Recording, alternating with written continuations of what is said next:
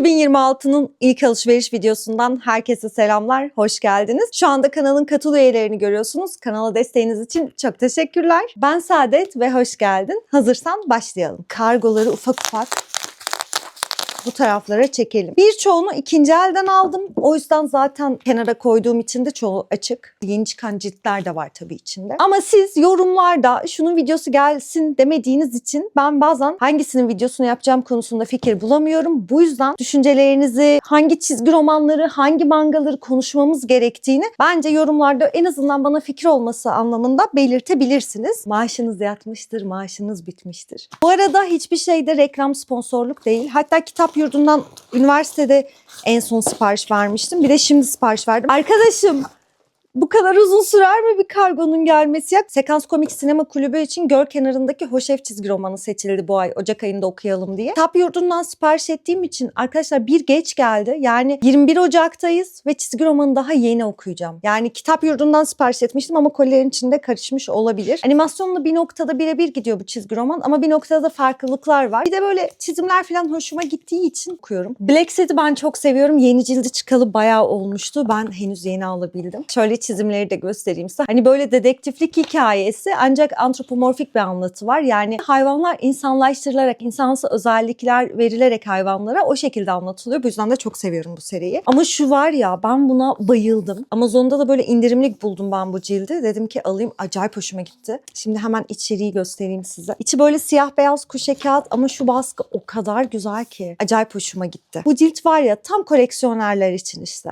Bu arada hiçbir şey reklam değildir. 2025 Aralık ayında Sekans Komik Sinema Kulübü'nde biz Saga'nın 1. cildini okuyalım dedik ve ben çizgi romanı o kadar sevdim ki seriyi. 6. cilde kadar getirdim. Şimdi Marmara'nın 7. cildi basmasını bekliyorum. Ve gittim aynı yazarın Bağdat'ın Aslanları çizgi romanını keşfettim. Avladım birazcık. Şöyle göstereyim çizimlerini de sizlere. Aynı zamanda bu Paper Girl çizgi romanları da yine aynı yazarınmış. Kuşe baskı. Bu cilt Itaki tarafından çıkmışken bu ciltler de yine Marmara çizgiden çıktı. Seri 2 cilt diye biliyorum ama emin değilim bu konuda. 2 cildi Türkçe'de var ama 2 ciltte bitiyor mu hikaye bilmiyorum. Image Comics. Baskı kalitesi vesaire güzel. Zaten Marmara Kuşe konusunda bence o kadar böyle çirkin kokulu bir baskı yapmıyor. Kızların biraz erkeksi bulduğu hikayeler var arkadaşlar. Bunu benim yakın arkadaşlarım söylüyor. Saçımın hali nedir Allah aşkına? Hani şöyle topluyorum olmuyor.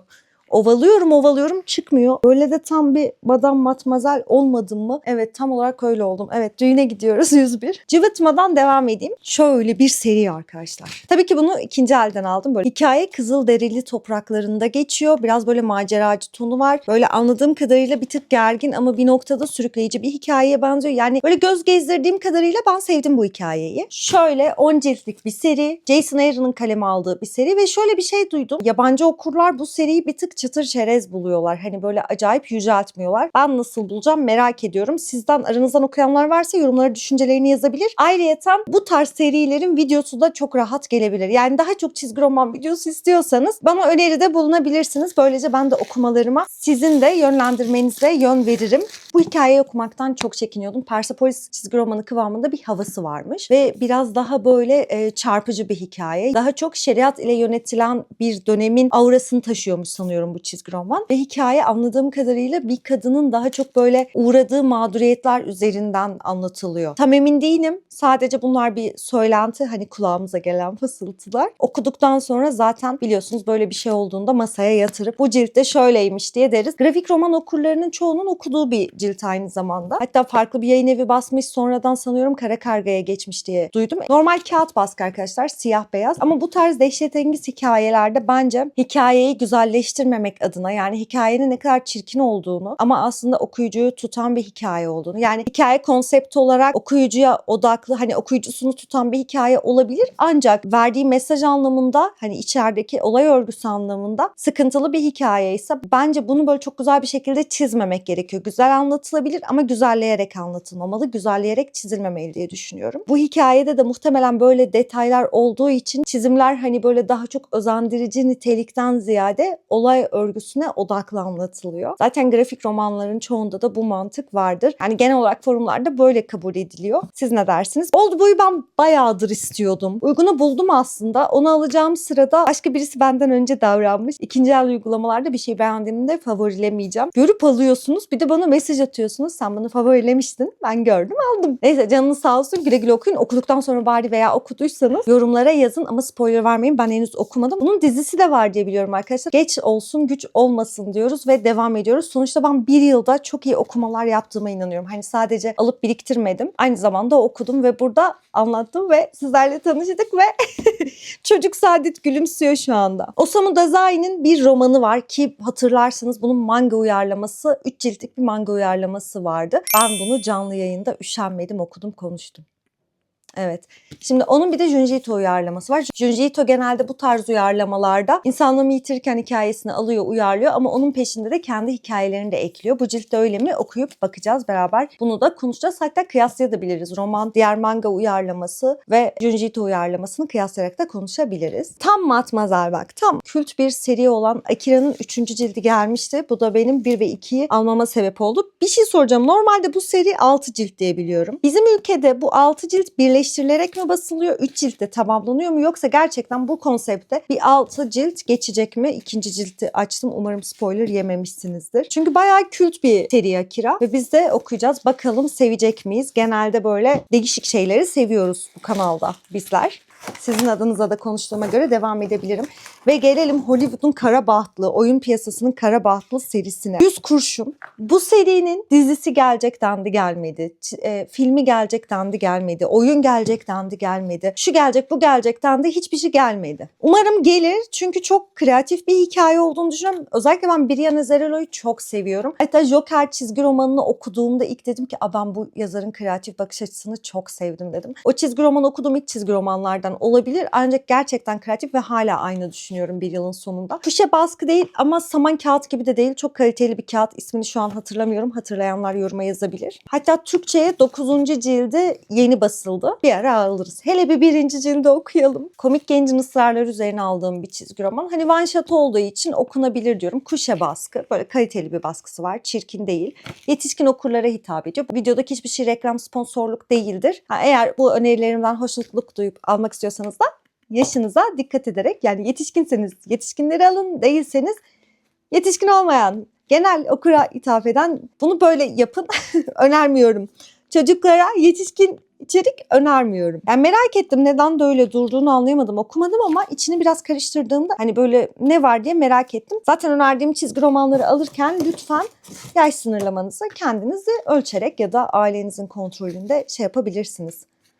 O şekilde aile yönlendirmesiyle aldım. Beni izleyen kardeşlerim olduğunu bildiğim için bu detayı da vermiş oldum. Ve gelelim Batman Kara Şövalye dönüyor. Bunu şu cilt 350 TL'nin üstünde etmez. Baskı kalitesinden falan bahsetmiyorum. Bayağı yıpranmış ama ikinci elde bunu böyle 300 TL'nin üstünde satıyorlar maalesef. Çünkü nadir cilt. Tamam, anlıyorum. Arka kapakta Stephen King bugüne kadar yayınlanmış en iyi çizgi roman diyor olabilir. Hani bayağı sevilmiş, beğenilmiş olabilir. Ancak yine de baskısı yok diye böyle kara borsanın dibine vurmaya da gerek yok diye düşünüyorum. Ama ne yaptık? Aldık arkadaşlar. Çünkü tekrar baskı bekleyene kadar, yani tekrar baskı gelecekte, gelmeyecekte, bir daha bu fiyata da alamayız. Bunun kuşesini kaça satıyorlardı ya?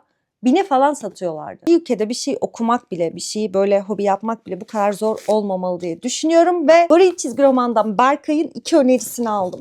Videoda izlediyseniz görmüşsünüzdür. Kuşa baskı ve şöyle çizimler var ama neredeydi ya? Görmüştüm. Evet.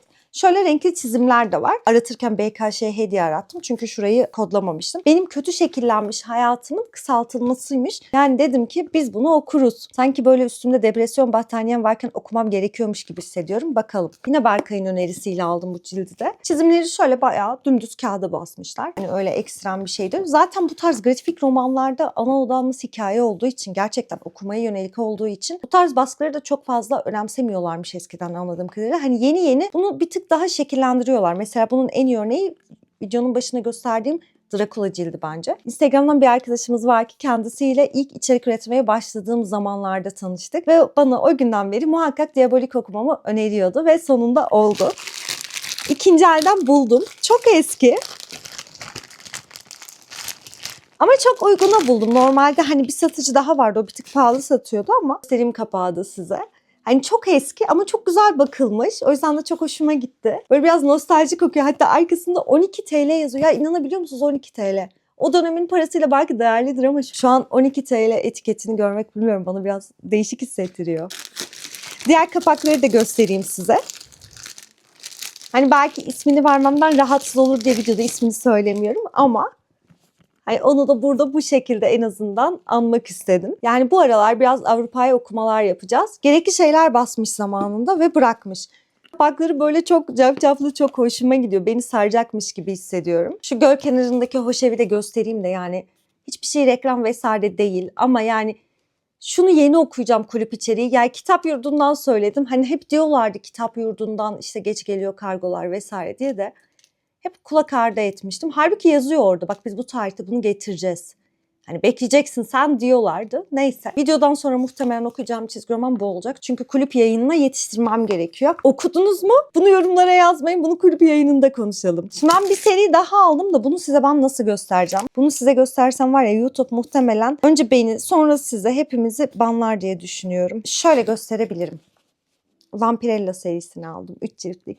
Türkçe baskı olan bu arkadaşlar. Şöyle içinden göstereyim siyah beyaz. Biraz nostaljik kokacak buralar. Bunu okuduktan sonra hani ben videoda gösteririm ya çizim şöyle böyle. Bunu göstermeyebilirim. Nedense bunu gösterirsem problem yaşarmışım gibi hissediyorum. Çünkü boş çizgi romanlarını incelediğim videomda ben bu sansürden kaynaklı bir sıkıntı yaşadım ve kanalın algoritması yerle bir oldu.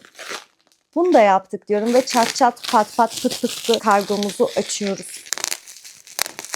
Absolute evrenine artık hepimiz hazırız. Çünkü GBC baskısını yaptı. Aslında Aralık ayında bekliyorduk. 2025 Aralık ayında ancak Ocak ayına sarktı. Geç olsun güç olmasın diyoruz. Kuşa baskı çok kaliteli. İlk bunu da okuyabiliriz. Ya böyle yeni ciltlere özel video da yapabiliriz. Bilmiyorum çok karışırım o konularda. Siz de hiç yardımcı olmuyorsunuz. Bu bir sitemdir. Sanırım Absolute evreninin kapanışında bu sayıyı okuyoruz. Bu sebepten GBC ikisini beraber çıkardı. Hatırladığım kadarıyla mutlak gücü okuyoruz ve kapatıyoruz. Sonra bu sayı ve sonra diğer gelecek ciltlerdi diye anımsıyorum yanılmıyorsam. Bunu bakıp doğrularız. Çizimlerde şöyle efendim. Bakacağız. Amanda Waller hanımefendi yine hangi naneleri yiyor izleyeceğiz, okuyacağız. Konuşacağız beraber bunları ve gelelim son kargoya. Bu arada ben son kargoya gelmişken sen hala kanala abone değilsen veya bu videoyu beğenmediysen bir tık üzüldüm. Yorum atabilirsin. Yorum atmaktan da çekinme. Aksine ben mutlu oluyorum siz yorum attığınızda. Diyorum ki ya tek başıma değilim. Biz bu çizgi romanları beraber okuyoruz. Beraber merak ediyoruz. Beraber nice koleksiyonlara yelken açıyoruz. 9. cilt hariç 6, 7, 8. ciltleri yine Edessa'dan söyledim. Reklam değil. Orada biraz daha uygunaydı. Edessa'nın şu olayını çok seviyorum. Bir sürü ayraç gönderiyorlar. Yani bazı satıcılar cimrilik yapıp bir ayracı zorla koyuyorken ve Marmara Çizgi'nin bir diğer güçlü hatun serisi olan Kızıl Hatun'un serisini de aldım. 3 cildini de aldım. Bu nasıl bir cümle oldu? Serisiyle aldım gibi bir cümle oldu. Şöyle 1. ciltten çizimleri göstereyim size. Bakayım sıkıntılı bir şey var mı? Çünkü hatun çok hoştur. İlk videoları izleyenler bilir. Ben böyle güçlü kadın hikayeleri okumayı çok seviyorum falan diyorum. Gerçekten de öyle. Hala daha çok seviyorum. Bakın bunların hepsini okuduktan sonra zaten beraber yorumlarız. Daha sık da yayın açmaya çalışacağım tabii ki. Bazen bazı yoğunluklar oluyor ve inanın insan su içmeye, yemek yemeye zor vakit buluyor. O sebepten anlayışınız için de teşekkür ederim. Ama yine de sizin o yayın aç diye darlamalarınız benim hoşuma gidiyor. Şimdi matmazel saçlarımızı açtık. Yeter artık. Açtık. Kargoları da açtık. Buraya kadar izlediğin için teşekkür ederim. Hype tuşuna bastık mı bir kontrol edelim. Hype tuşuna basarak, yorum yaparak, beğenerek de beni destekleyebilirsiniz. Ve böylece belki de pop art culture'ı biraz daha yayabiliriz. Daha çok aslında nerd olan ama bunun farkında olmayan kitlelere ulaşabiliriz. Belki de bunun sayesinde kara borsa olayı kapanır ve tekrar baskı olayı çoğalır. Tıpkı klasiklerin tekrar basılması gibi. Dilerim ki yani bir gün gerçekten o da olur. Çünkü hem harika, keyifli, aynı zamanda kişisel gelişim alanında da insanı gerçekten iyi hissettiren içerikler bunlar. Bir çizgi romanı, bir mangayı okumak bence büyüktür. Kişisel gelişim kitabı okumaktan. Benim şahsi görüşüm bu yönde. Tabii bu sırada klasikleri, normal çağdaş edebiyatı, Türk yazarlarının kitaplarını da okuyabilirsiniz. Yani ne öneri yaptın. Sabahtan beri öneri yapıyorsun. Yapıyorum arkadaşlar. Siz de videoyu arkadaşlarınızla paylaşmayı unutmayın. Bir sonraki videoda görüşmek üzere. Kendinize iyi bakma cesaretini asla kaybetmeyin.